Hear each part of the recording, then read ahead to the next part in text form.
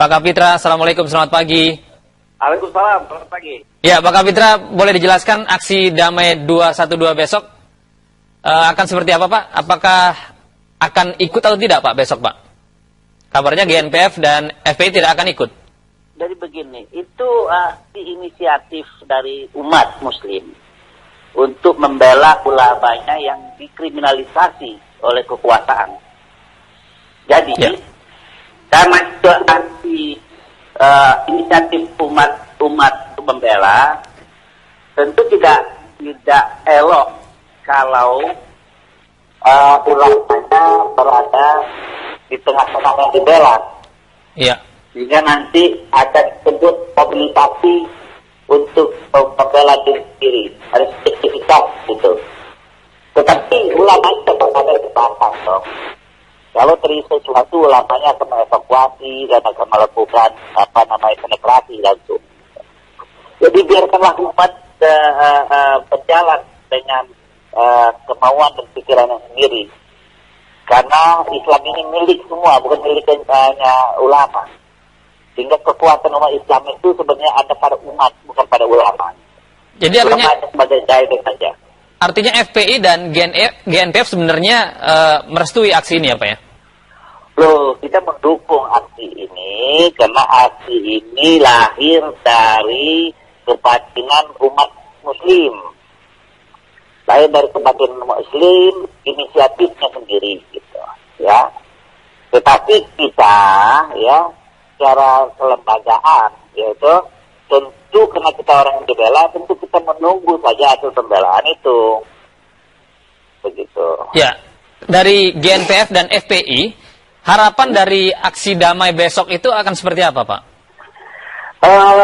Karena aksi ini kepada bukan aksi ya ini penyampaian aspirasi ke lembaga rakyat. Karena DPR itu Dewan Perwakilan Rakyat, representasi dari masyarakat, supaya orang yang ada di DPR itu jangan hanya diam, harus ada action ketika rakyat yang diwakilinya dimarginalisasi dan dipolitisasi serta dikriminalisasi. Kita hanya mengingatkan, membangunkan DPR yang mewakili rakyat itu untuk melakukan sesuatu agar negara ini kembali ke jalan yang benar, menegakkan hukum dengan tidak melanggar hukum. Bentuk konkretnya akan seperti apa, Pak, yang diharapkan dari perwakilan rakyat yang ada di DPR MPR? Pertama, negara ini jangan mendeterminasi politik dalam hukum yang melahirkan politisasi hukum yang kita sebut kriminalisasi. Itu yang pertama. Ya. Kedua, negara harus menegakkan hukum untuk dirinya sebagai contoh akhlakul karimah bagi masyarakatnya. Yang penista agama yang menjadi terdakwa konstruksi hukum pidana, khususnya KUHP, itu juga mengenal batas minimum. Ketika orang membunuh seseorang itu hukuman ancamannya hukuman mati. Nah, ketika orang menista yang didakwa berdasarkan pasal 56A itu ancam maksimal 5 tahun. Undang-Undang Nomor 23 tahun 2014 mengatakan pasal 83 orang yang terdakwa yang dihukum 5 tahun harus diberhentikan diberhentikan sementara dari jabatannya. Atau orang yang melakukan kejahatan yang dapat memecah belah negara Kesatuan Republik Indonesia harus diberhentikan. Replik Jaksa Penuntut Umum mengatakan bahwa terdakwa penista agama Basuki Cahayapurnama potensi atau dapat memecah belah negara Kesatuan Republik Indonesia. Itu sudah menjadi suatu ukuran bahwa Presiden harus memberhentikan Basuki Cahayapurnama sebagai gubernur DKI. Ini yang dituntut, ya. Kita tidak masuk ranah politik, tapi kita meminta hukum tegakkan dalam equal, gitu. Kira-kira untuk aksi besok ini atau penyampaian aspirasi ini, Pak Kapitra akan hadir di lokasi, Pak? Saya akan hadir di News TV besok. Besok di mana? Saya akan ada di News TV. Oke, baik. Kami akan tunggu Pak Kapitra. Pak Kapitra, Saya justru begini Pak. Pak, ya, ini kan artinya besok ini akan ada aksi damai ya Pak ya, akan mengerahkan sekitar 10.000 Pak, betul Pak?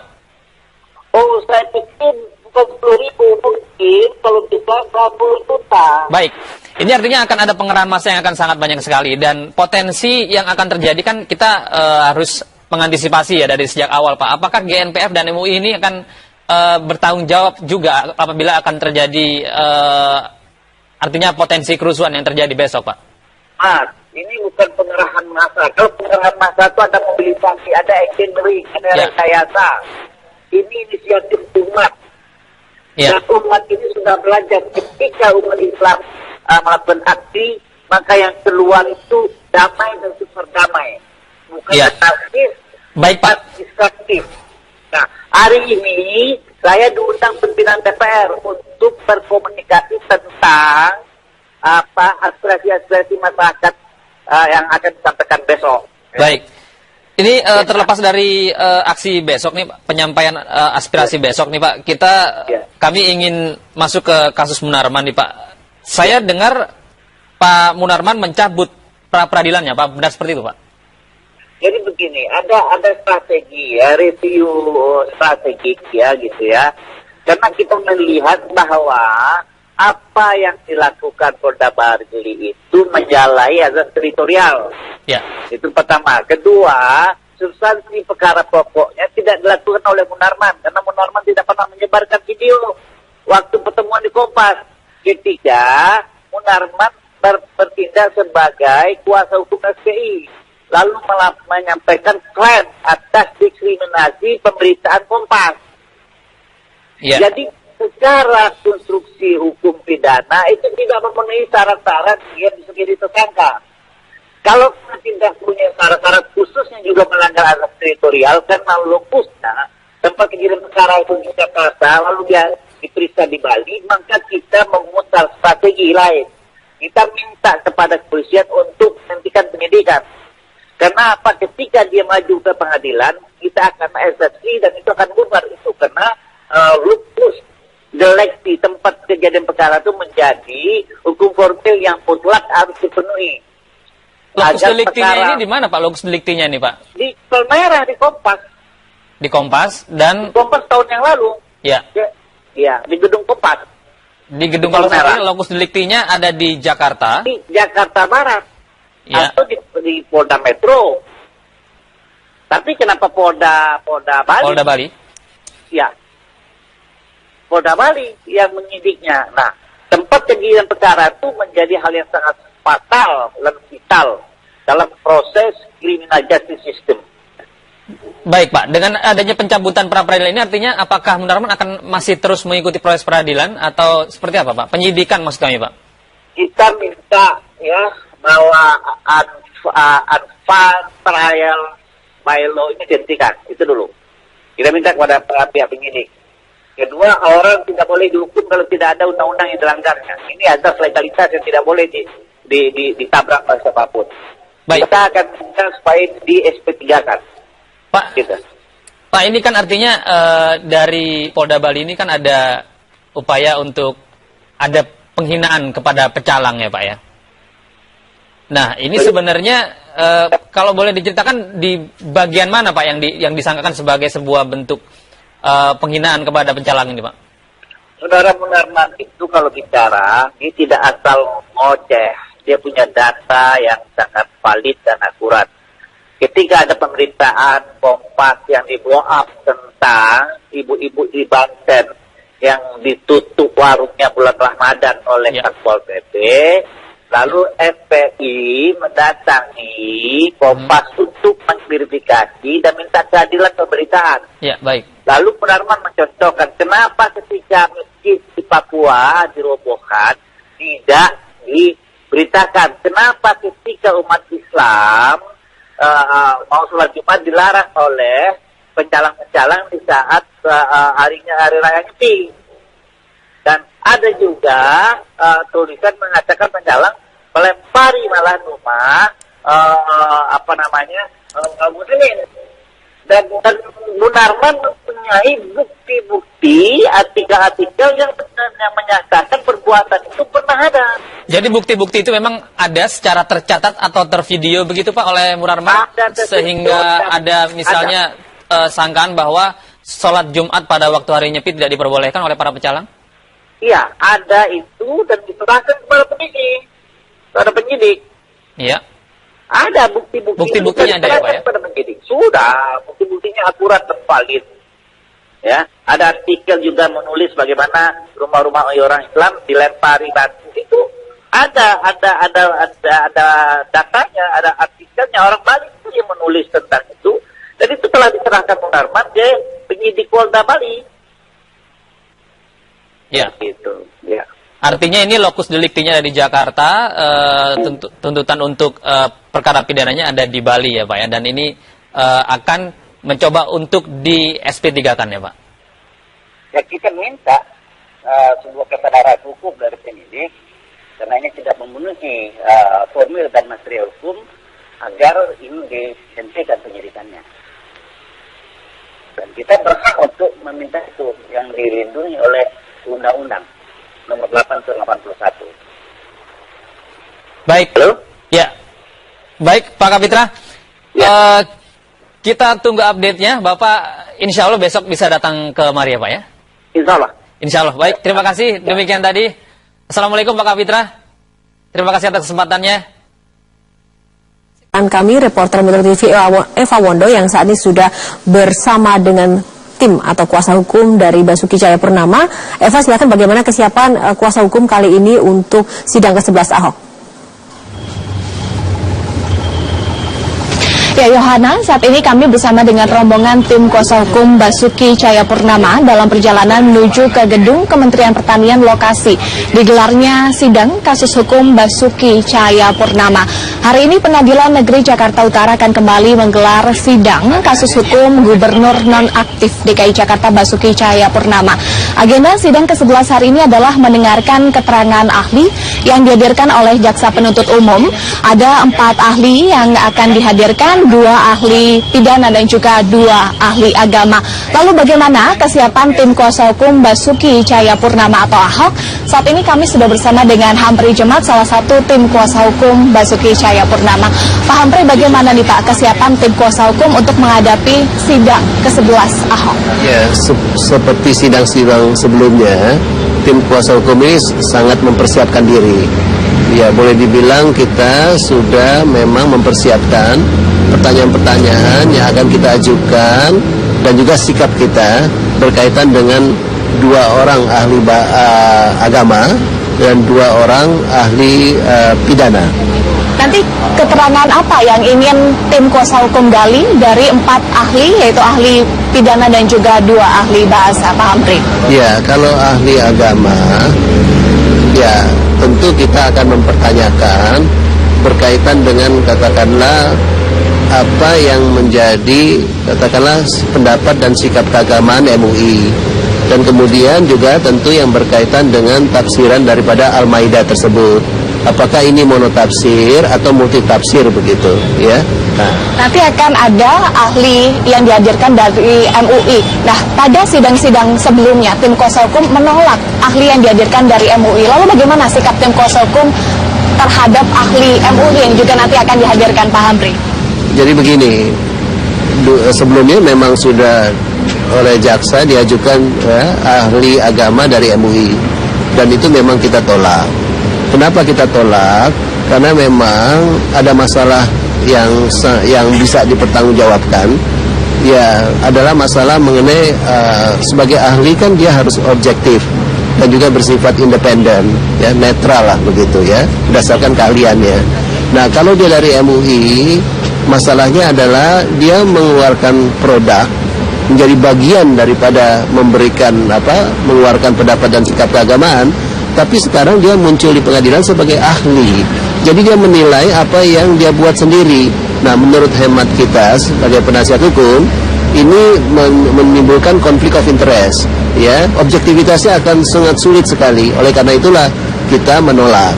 Nah, kalau nanti pun dalam sidang ini ada ahli agama, ya, yaitu Profesor Ilyas, ya, Yunahar Ilyas itu, dan juga satu lagi dari ahli pidana, ya, yaitu Abdul Khair Ramadan, yang juga merupakan anggota Komisi Hukum dan Perundangan MUI.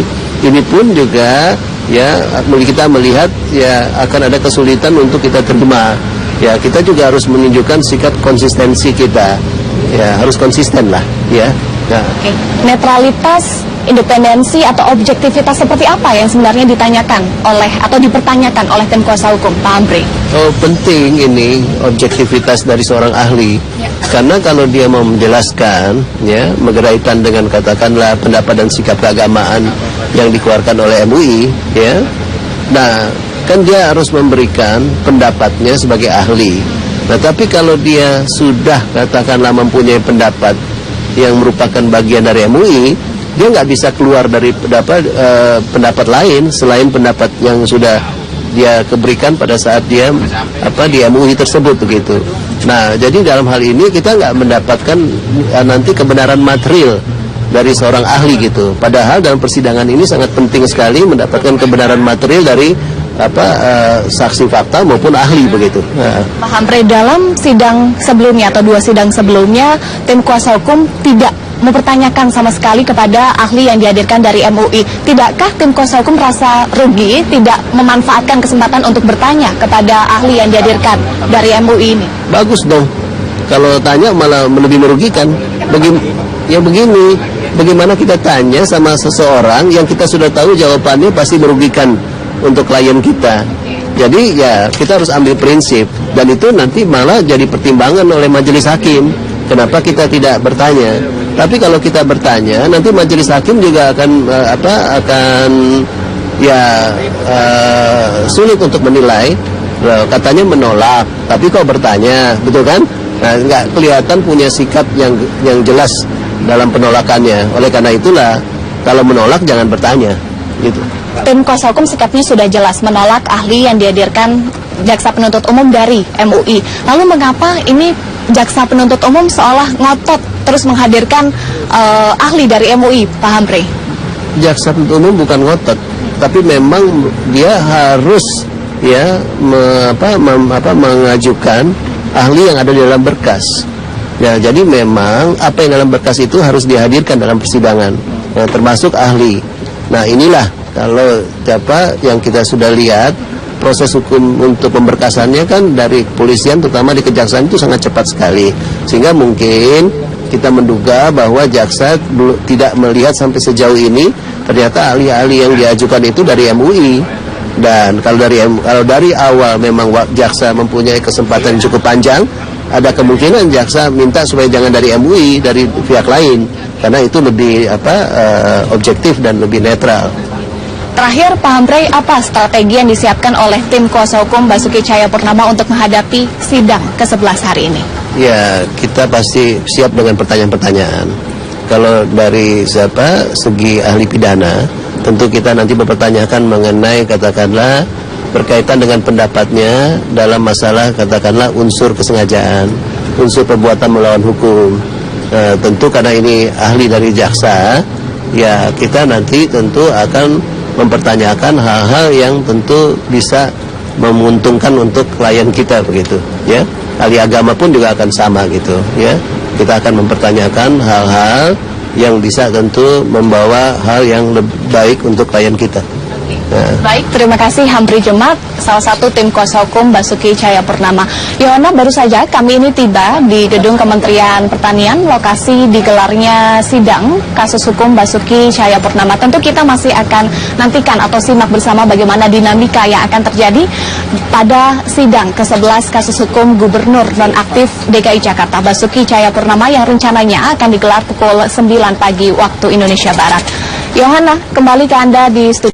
Sidang ke-11 Basuki Cahayapurnama di gedung Kementerian Pertanian Jakarta Selatan terkait dengan kasus dugaan penodaan agama. Kita akan kembali berbincang bersama Bung Usman Kansong, jurnalis senior Media Group. Bung Usman, tadi sudah ada penjelasan dari kuasa hukum Ahok, begitu akan menggali lebih dalam lagi. Salah satunya melihat dulu kredibilitas saksi dan juga tetap akan bersikukuh jika memang saksi tersebut dianggap tidak netral menurut Anda. Iya, saya kira itu logis saja ya. Logika hukumnya masuk akal karena nomor satu, ya jaksa pasti akan menampilkan ahli yang memperkuat dakwaan. Ya, karena itu yang diajukan adalah saksi ahli agama dari MUI, bahkan ahli hukum pidana pun itu satu orang dari MUI. Yang kedua, logis juga ketika penasehat hukum, kuasa hukum itu menolak ahli yang dihadirkan MUI karena MUI adalah entitas ataupun organisasi yang terlibat dalam perkara Ahok dalam arti mengeluarkan sikap atau pendapat keagamaan dalam kasus dugaan penodaan agama oleh Pak Basuki. Nah, sehingga dia tidak akan mengajukan pertanyaan. Logikanya kan begitu. Kalau menolak, ya tidak perlu mengajukan pertanyaan, dan ini tetap akan dicatat oleh hakim. Mengapa kuasa hukum tidak mengajukan pertanyaan? Ya, karena dia memang menolak. Pertanyaannya kenapa menolak?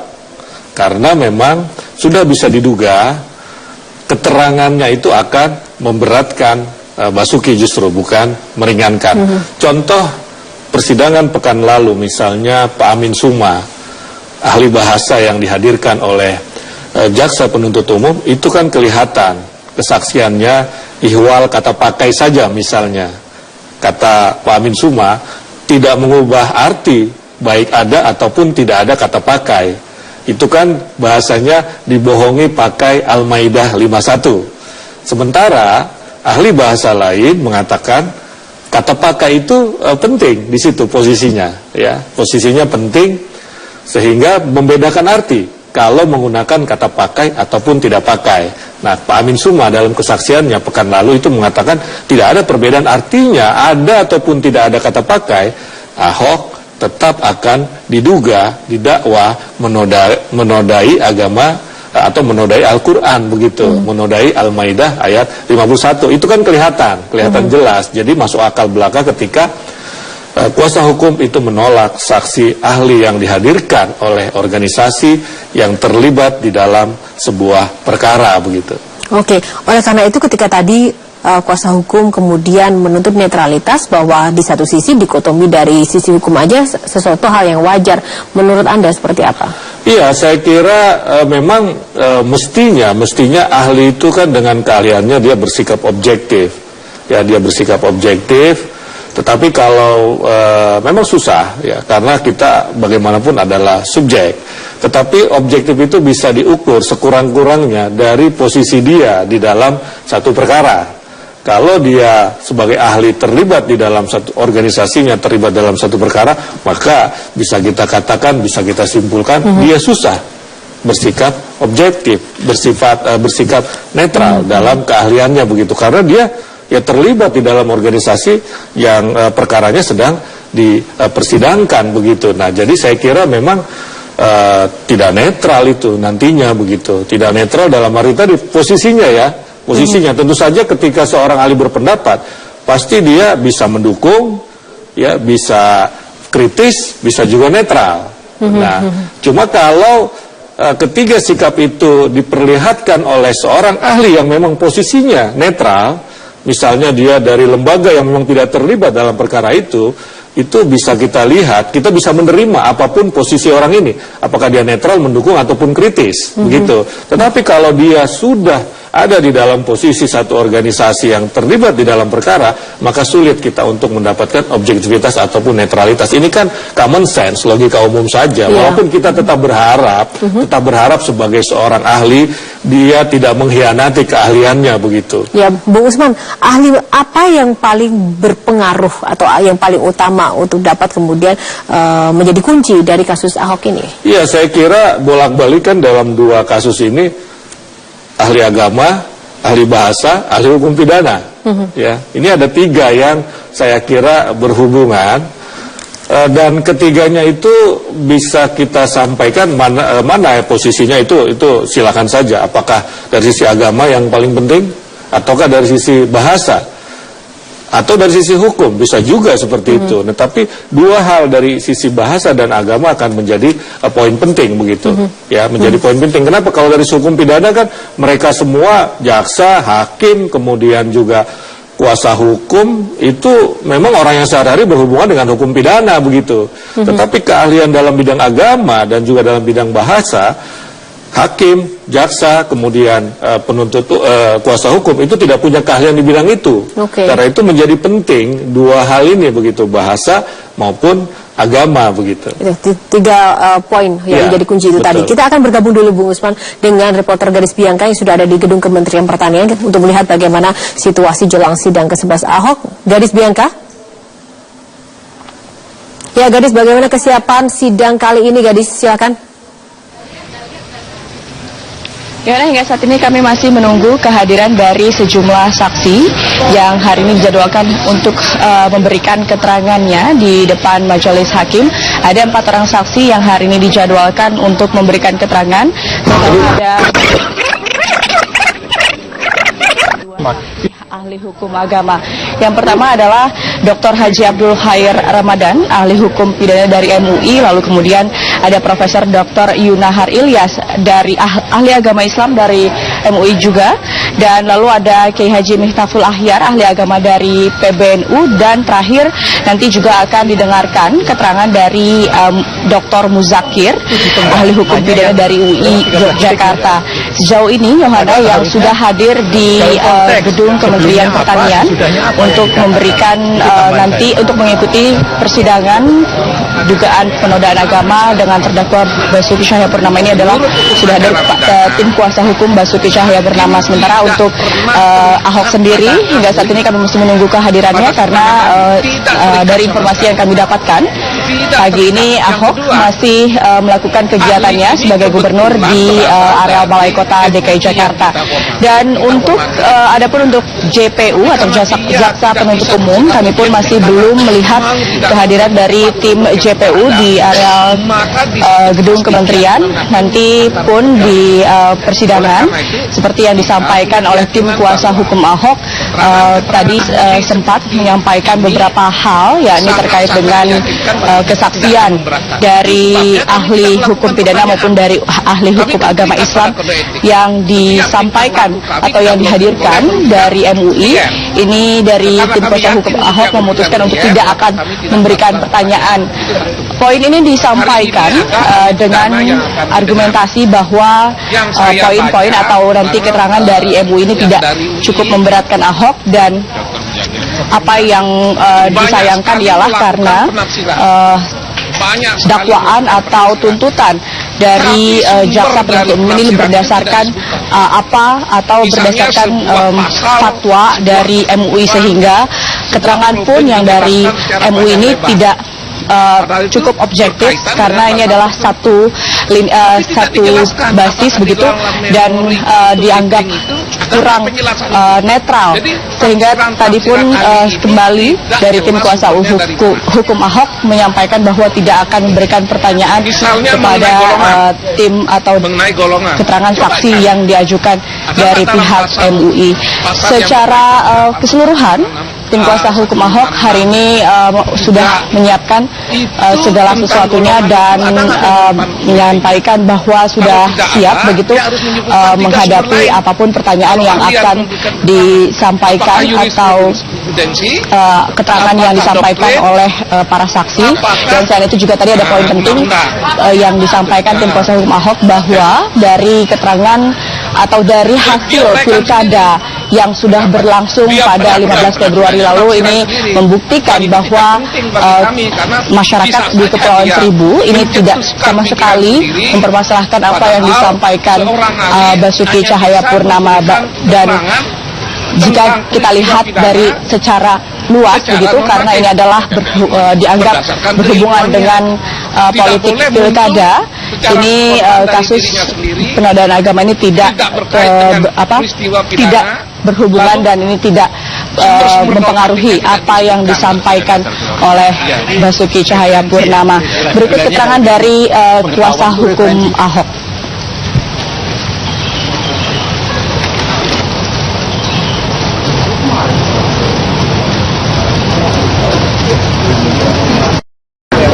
Sama sekali tidak pernah. Menurut hukum acara pidana, hakim tidak pernah terikat pada ahli, pada keterangan ahli, tidak terikat sama sekali, tidak terikat. Yang kedua, ahli ini kebetulan berasal dari MUI yang kita hormati MUI-nya, tapi karena dia tidak bisa bersikap objektif karena tidak mau memperkuat produk yang sudah ada, maka di situ pasti keyakinan hakim akan terganggu. Oleh karena itu, kita punya keyakinan bahwa keterangan-keterangan ahli seperti ini sangat-sangat meyakinkan bagi kita, tidak akan memberatkan. Itu sebabnya kami tidak melakukan pertanyaan. Kami kan terikat pada kode etik. Yohana? Ya baik, Gadis Bianca, nanti kita akan lanjutkan untuk memantau bagaimana situasi terkini jelang sidang ke-11 Ahok ini. Namun sebelumnya pemirsa, kita jeda dulu, sesaat lagi Breaking News Metro TV akan segera kembali.